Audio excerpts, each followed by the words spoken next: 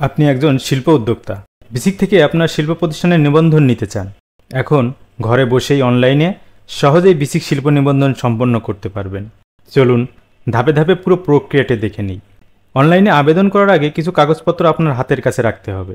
আপনার 1 copy passport সাইজের রঙিন ছবি, ভোটার আইডি কার্ডের ফটোকপি, হালনাগাদ ট্রেড লাইসেন্সের ফটোকপি, আপনার কারখানা বা অফিসের ঠিকানা প্রমাণক হিসাবে ভাড়ার চুক্তিপত্র বা নিজের জায়গার দলিল, ব্যবহৃত যন্ত্রপাতির তালিকা ও তার মূল্য, আপনার বাৎসরিক উৎপাদিত পণ্যের তালিকা, প্রয়োজনীয় কাঁচামালের তালিকা ও মূল্য, আপনার চলতি মূলধনের পরিমাণ, প্রতিষ্ঠানে কর্মরত নারী ও পুরুষের সংখ্যা এবং একটি ইমেল আইডি। কাগজপত্র তৈরি হয়ে গেলে এখন অনলাইনে আবেদন করার পালা। এর জন্য আপনাকে বেসিকের ওয়ান স্টপ সার্ভিস পোর্টালে যেতে হবে। প্রথমে যে কোনো একটি ব্রাউজার ওপেন করে নিন। সেখানে আমরা লিখলাম OSS বেসিক লিখে গুগলে সার্চ করলাম। প্রথমে যে ওয়েবসাইটটা আসবে সেটাতে আমরা ক্লিক করলাম।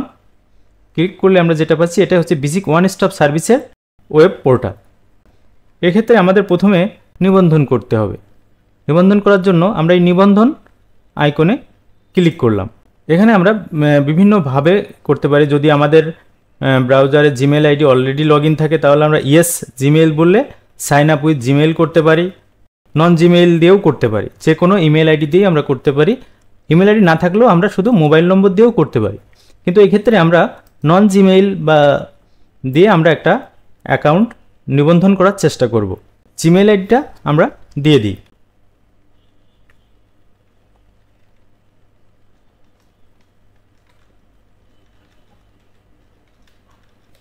এরপরে আমাদের একটা মোবাইল নম্বর দিতে হবে। এরপর নামটা অবশ্যই আপনার ভোটার আইডি কার্ডের সাথে মিলিয়ে দিবেন। জেন্ডার, এবার জেন্ডার সিলেক্ট করে দিতে হবে। আমি সাইন আপ করব। সাইন আপ করলে এই জিমেল আইডিটা অ্যাক্টিভেশন করার জন্য একটা অ্যাক্টিভেশন মেইল আমাদের জিমেলে প্রেরণ করেছে। আমরা এখন জিমেল আইডিটা চেক করে দেখি। জিমেল আইডিতে দেখেন আমাদের একটা মেইল এসেছে, verify your OSS PID email account. এখন আমাদের এখানে একটা ভেরিফাই এখানে ক্লিক করলে আমরা আমাদের জিমেলটা ভেরিফাই করতে পারলাম। যে thanks for sign up, please check your email for the account activation message. So আমাদের অলরেডি জিমেলটা অ্যাক্টিভেট হয়ে গেছে এবং আমরা আবার জিমেইলে গেলে আমরা নতুন একটা মেইল পাবো। অ্যাক্টিভেশন ডিটেলস ইনফরমেশন দিয়েছে এবং সাথে আমাদের একটা পাসওয়ার্ড দিয়ে দিয়েছে। এই পাসওয়ার্ড এবং জিমেল আইডি ব্যবহার করে আমরা আমাদের OSS পোর্টালে লগ ইন করতে পারবো। এই পাসওয়ার্ড পরবর্তীতে আমরা নিজেরা পরিবর্তনও করতে পারবো। তো আমাদের নিবন্ধন কার্যক্রম শেষ। এখন আমাদের লগ ইন করার পালা। তো আমরা এখন লগ ইন করে দেখি আমাদের পরবর্তী স্টেপগুলো কিভাবে সম্পন্ন করতে হয়। আমাদের আবার জিমেল আইডিটা লিখতে হবে যে আইডি দিয়ে আপনি নিবন্ধন করেছেন।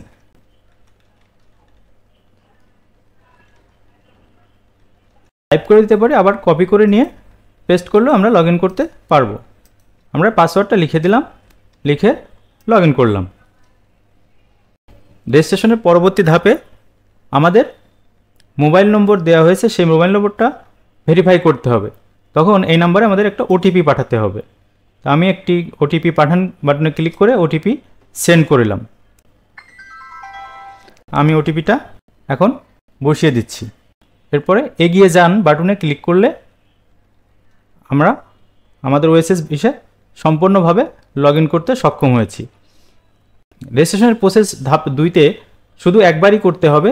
সেক্ষেত্রে আমাদের ন্যাশনালিটি বা জাতীয়তা সিলেক্ট করতে হবে। প্রথমে আমরা যেহেতু বাংলাদেশি সিলেক্ট করব। এরপরে NIDর মাধ্যমে আমরা আমাদের ইনফরমেশনগুলো এন্ট্রি দিব। আমি এখানে আমার ইনফরমেশন NID কার্ড নাম্বার দিচ্ছি। দেন ক্যালেন্ডার থেকে জন্ম তারিখ সিলেক্ট করে দিবেন। এরপরে NIDতে ভাবে আছে ঠিক সেভাবে ইংরেজিতে নামটা লিখে দেবেন। এরপরে I am not a robot এই আইকনে ক্লিক করবেন। কিছু কার্সার আসলে সেগুলো আপনাদের ফিল আপ করে দিতে হবে, দিয়ে ভেরিফাই। এবার যাচাই করুন বাটনে ক্লিক করুন। আমাদের এনআইডি কার্ডটি বাংলাদেশ নির্বাচন কমিশন থেকে যাচাই করা সম্পন্ন হয়েছে। আমরা সংরক্ষণ ও এগিয়ে যান।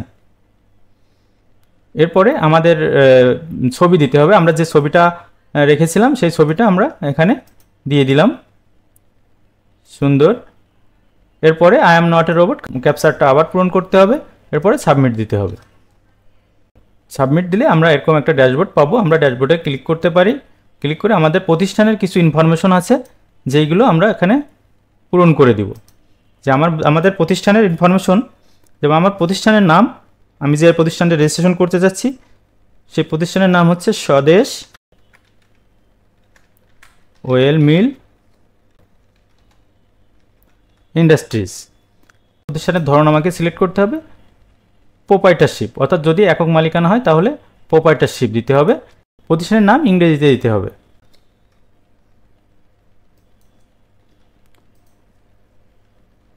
এবার এটা নিবন্ধনের প্রকৃতি, যদি আপনাদের শিল্প প্রতিষ্ঠানটি চলমান থাকে তাহলে বিদ্যমান, আর যদি শুরু করতে চান তাহলে আমরা প্রস্তাবিত দিয়ে নিবন্ধন করতে পারি। এক্ষেত্রে আমাদেরটা বিদ্যমান, আমি তাই বিদ্যমান দিয়ে অগ্রসর হচ্ছি।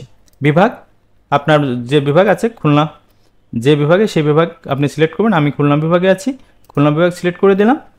জেলা ঝিনাইদহ এবং ঝিনাইদহ সদর। Search and next. এখানে আপনি কি নতুন কোম্পানি অন্তর্ভুক্তি করতে চান, এখানে আপনি টিক চিহ্ন দিয়ে সাবমিট করে দিবেন। এখানে কিছু ইনফরমেশন আছে, আপনি এটা এখন পূরণ করতেও পারেন।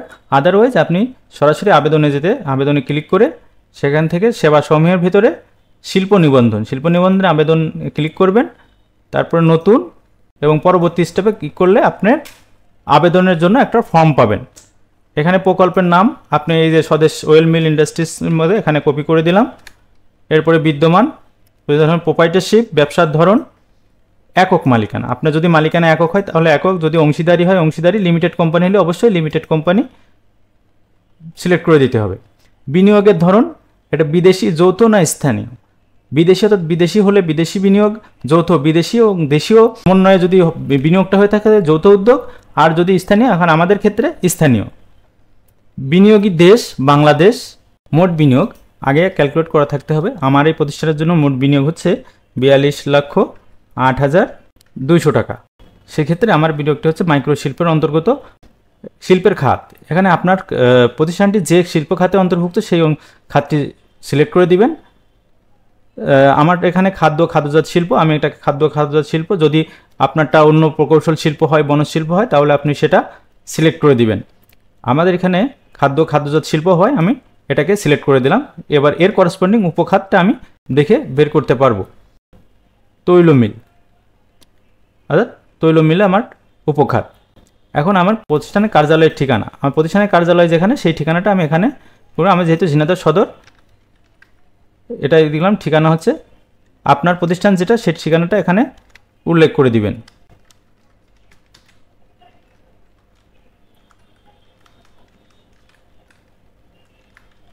এরপরে ইমেল, আমি ইমেল আইডিটা এখানে লিখে দিলাম।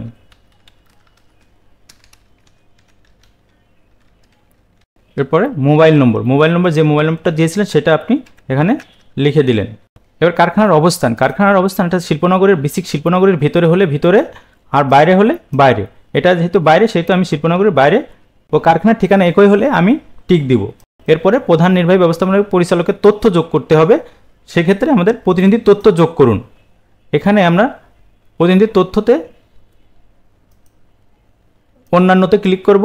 বাংলাদেশি, জাতীয় পরিচয়পত্র, আমার আগের যে জাতীয় পরিচয়পত্রটা ছিল সেটা আমি লিখে দিব। তারপর জন্ম তারিখ ক্যালেন্ডার থেকে আমি সিলেক্ট করে দেব।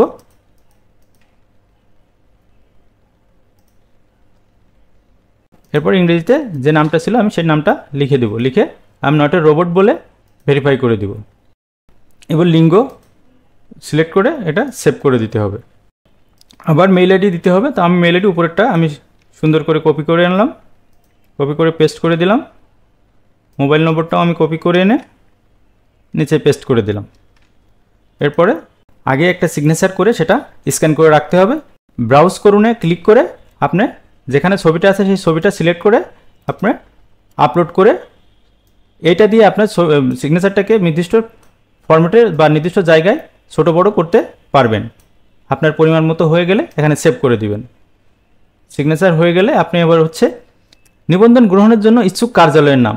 আসলে আপনি কোন বিসিকের কোন কার্যালয় থেকে নিবন্ধনটা নিতে চান সেটা আপনার এখানে বাছাই করে দিতে হবে।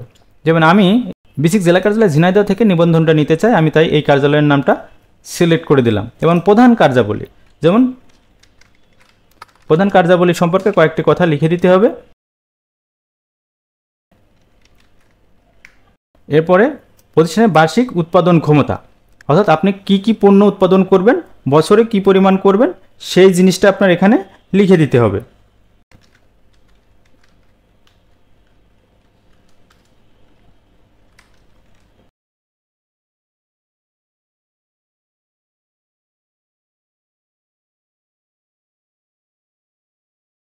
উৎপাদিত পণ্যের ইনফরমেশন অ্যাড করলাম।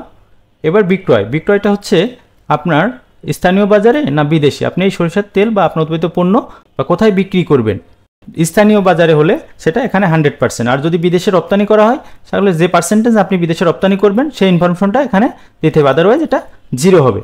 প্রতিষ্ঠানের জনবল, আপনার প্রতিষ্ঠানে কর্মরত জনবলের ইনফরমেশন এখানে দিতে হবে।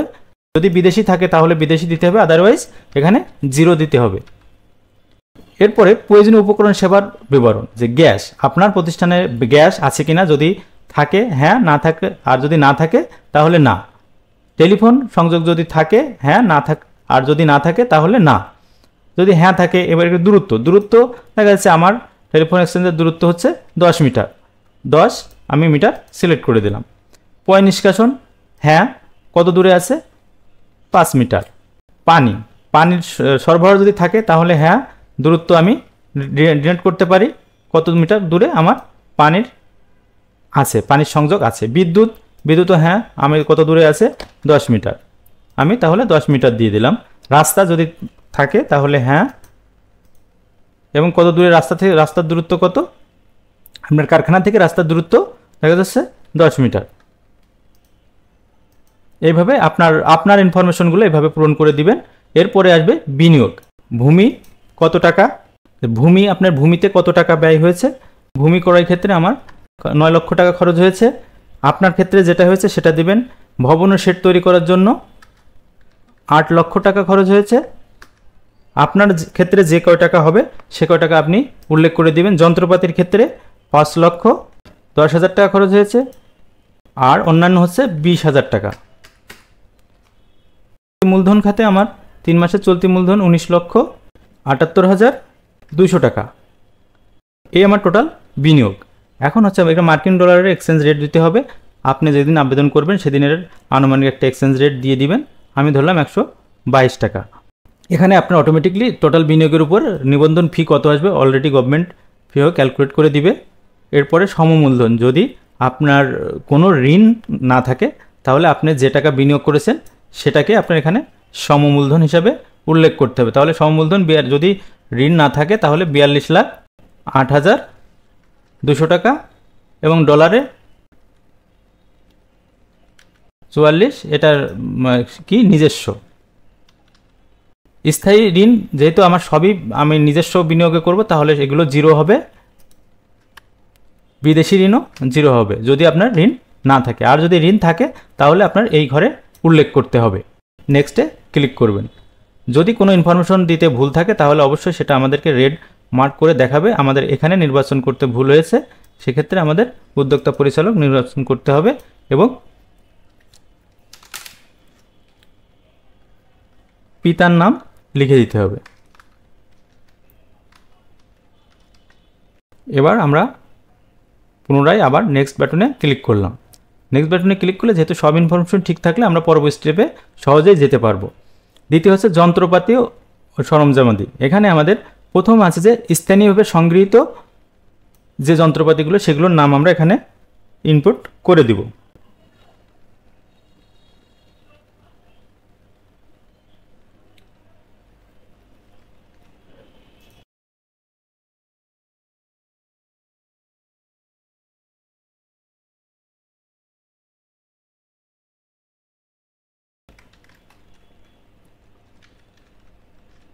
আপনার যদি কোনো যন্ত্রপাতি বিদেশ থেকে আমদানি করতে হয় সেই যন্ত্রপাতির ইনফরমেশন এখানে এন্ট্রি করতে হবে। যদি না হয় তাহলে আপনাকে এখানে সংখ্যা হচ্ছে 0, মূল্য হচ্ছে 0 দিয়ে আপনার এটা পূরণ করতে হবে। এর দ্বিতীয় হচ্ছে কাঁচামাল ও মোড়ক উপকরণের বিবরণ, স্থানীয়ভাবে সংগৃহীত কাঁচামাল, অর্থাৎ কী কী কাঁচামাল আপনার লাগবে এইখানে আপনার কাঁচামালের ইনফরমেশনগুলো এক এক করে এন্ট্রি দিতে হবে।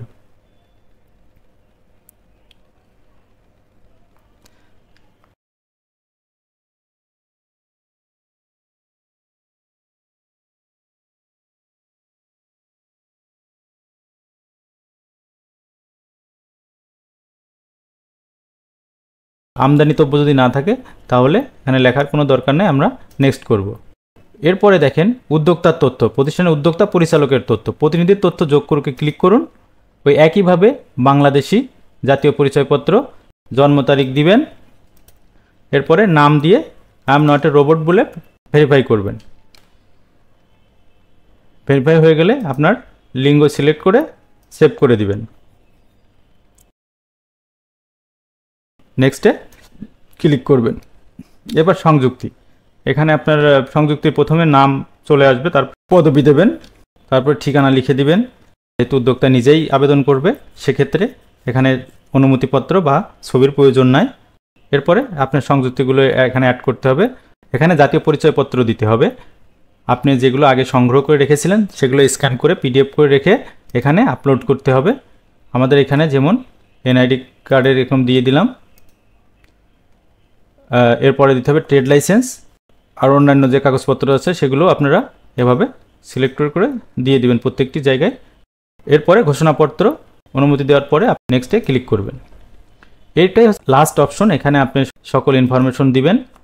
সব ঠিক থাকলে আপনি পেমেন্ট করতে পারেন। আদারওয়াইজ আপনি যদি পুনরায় চেক করতে চান তাহলে চেকও করতে পারেন, অথবা আপনি এখন যদি পেমেন্ট করতে না চান তাহলে সেভ অ্যাজ ড্রাফটে ক্লিক করে এই সমস্ত কাজ সংরক্ষণ করে রাখতে পারেন।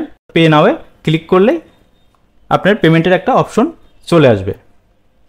পেমেন্টের মাধ্যমে আপনি এখানে পেমেন্ট করতে পারবেন। এখানে সোনালী ব্যাংকের অ্যাকাউন্ট থেকে ওয়ালেট বা কাউন্টার থেকে পেমেন্ট করতে পারবেন, কার্ডের মাধ্যমে পেমেন্ট করতে পারবেন, visa card, master card, Nexus, American express, সবগুলো এই কার্ড ব্যবহার করে আপনি পেমেন্ট করতে পারবেন।